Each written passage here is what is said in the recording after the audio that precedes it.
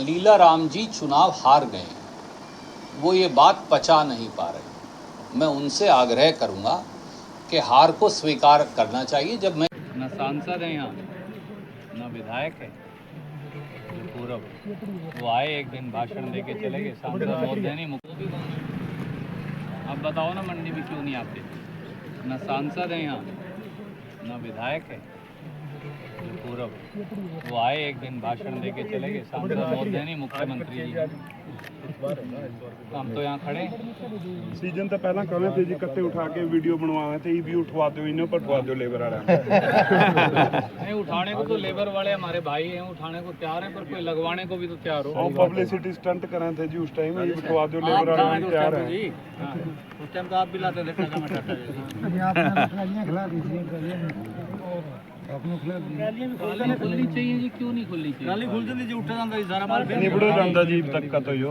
मैं तो ये वायदा किया था कि ट्राली खुलेगी। ट्रक है मंडी चारों तरफ माल पड़ा जी, सारी मंडी। आप मंडी की चारों तरफ कह रहे हो, मैं कह रहा हूँ राष्ट्रीय राजमार्ग पे बंद पड़ा है। मालडाउन में जाने घरों के अंदर पड़ा है। सबसे बड़ी समस्या थी अभी ट्रेली उतरावा कहाँ आड़ती और आड़ती का लाइसेंस कैंसिल होने लग रहे हैं। क्या करे आड़ती, कहाँ जाएगा? सवाल कर दीजिए जी। आड़ती का जो लाइसेंस है वो कैंसिल करने लग रहे हैं। अच्छा, परमात्मा ने अब तो चलो मौसम खोल रखा है, ठीक है, प्रभु ना करे अगर कुछ 19-20 हो जाए तो कौन जिम्मेवार होगा? मैं वही कह रहा हूँ, एक मिनट में कहते हैं जी सारा माल की डांगा लगवाओ, सारे माल त्रिपाल रिजेक्ट है जी, बाकी मारा जी रिजेक्ट करते हैं जी। फिर लुटता जी, फिर कहेंगे 10 रुपये कट्टा दे, फिर तारेंगे 15 रुपये कट्टा दे, फिर तारेंगे। उठाते गवर्नमेंट ने जी आड़ती को शॉर्टेज का भुगतान नहीं इसमें आड़ती ने करना पड़ा है।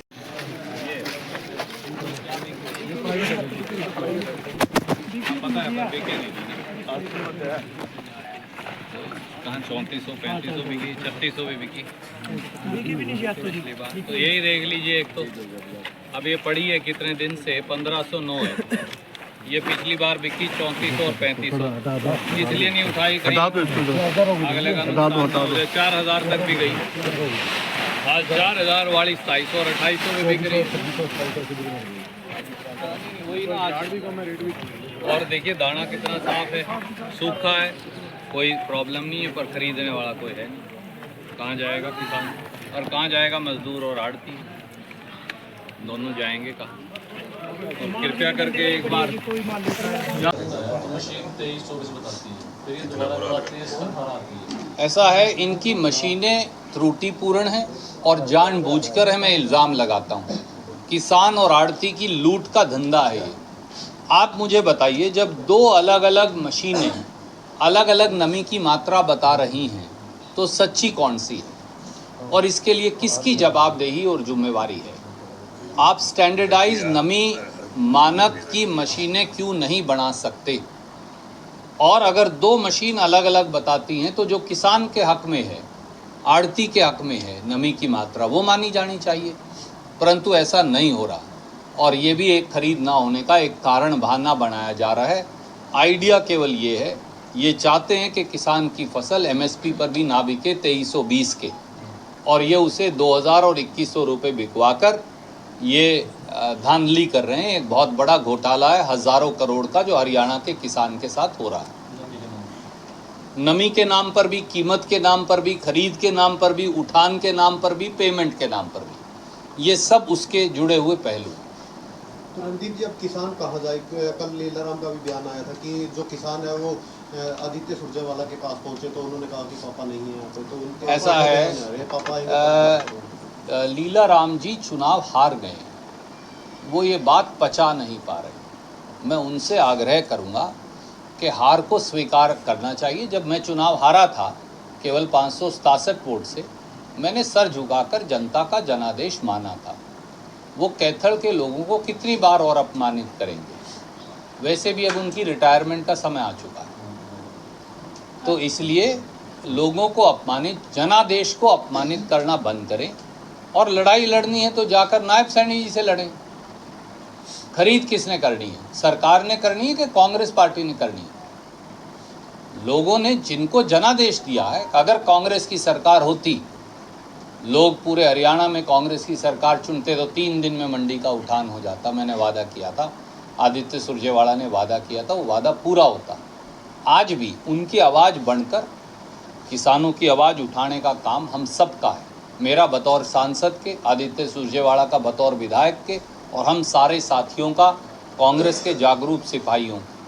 ये मत समझे चुनाव में जीत और हार चलती रहेगी। चुनाव में हार गया था तो हमने लोगों की आवाज़ उठानी बंद नहीं की। आज अगर हम चुनाव जीते हैं और विपक्ष में हैं तो एक जिम्मेवार विपक्ष की सजग भूमिका निभाएंगे। अगर वो ये समझते हैं कि वो मखौल उड़ाकर, लोगों के जनादेश का मजाक उड़ाकर, कैथल के लोगों को अपमानित करके लीलाराम अपनी हार को पचा लेंगे, तो वो गलतफहमी के शिकार हैं। तो किसान कहाँ जाए? किसान दोनों तरफ से। किसान को न्याय देना पड़ेगा। बीजेपी की सरकार को मैंने इसीलिए आपको पहले वीडियो दिखाया। जो व्यक्ति मुख्यमंत्री चुना गया है, उस व्यक्ति ने ये वादा किया था वोट लेने से पहले कि 3100 रुपया प्रति क्विंटल किसान को फसल की कीमत मिलेगी। हमारा काम है एक सजग विपक्ष के तौर पर सरकार के कान, आँख और नाक खोल के रखना। तो हम ये कह रहे हैं 3100 रुपया प्रति क्विंटल दीजिए। जिस किसान को 2320 भी नहीं मिला, उसका जो डिफरेंस है 3100 में से 2170, 2150, 2100 जो मिला वो उसे दीजिए और आड़ती की आड़त दीजिए और उठान करवाइए। 48 घंटे के अंदर उठान करवाना चाहिए। सरकार चाहे तो क्या नहीं हो सकता। दुर्भाग्य ये है कि वो पोर्टफोलियो खेल रहे हैं, मंत्री पद खेल रहे हैं, और उन्हें हरियाणा के लोगों से कोई वास्ता नहीं। वो समझते हैं कि लोगों का बेवकूफ़ बनाकर, लोगों को जात पात के आधार पर विभाजित करके उन्होंने वोट ले लिए हरियाणा के लोगों के, इसलिए अब कोई काम करने की ज़रूरत नहीं रही। तो वे गलतफहमी के शिकार ना रहें। विपक्ष एक सजग और सक्रिय भूमिका निभाएगा। रणदीप जी, कांग्रेस की सरकार आते आते चली गई, तो क्या मंथन किया, क्या आउटपुट आया? देखिए, इस खड़गे जी और राहुल गांधी जी के स्तर पर ये मंथन चल रहा है बाकायदा, और जैसे ही वो कोई निर्णय करेंगे आपको पता चल जाएगा, हमें भी पता चल जाएगा। गुरनाम चढ़ूनी का बयान आया कि प्रियंका गांधी को आगे आना चाहिए, राहुल गांधी को पीछे हटना चाहिए। देखिए, वो हमारी पार्टी में नहीं है, उनकी अलग पार्टी है, वो अपनी राय रख सकते हैं। मैं क्यों उनके साथ वाद विवाद में पड़ूं? उन्होंने कहा कि कांग्रेस की हार का मुख्य कारण जो है भूपेंद्र हुड्डा रहे। देखिए, मैंने इसीलिए कहा, चढ़ूनी साहब किसान नेता हैं, बतौर किसान नेता मैं उनका आदर करता हूं, पर वो एक अलग राजनीतिक दल में हैं, तो मैं उनके साथ क्यों वाद विवाद में पड़ूं? Thank you. शुक्रिया भाई साहब। ये पंडित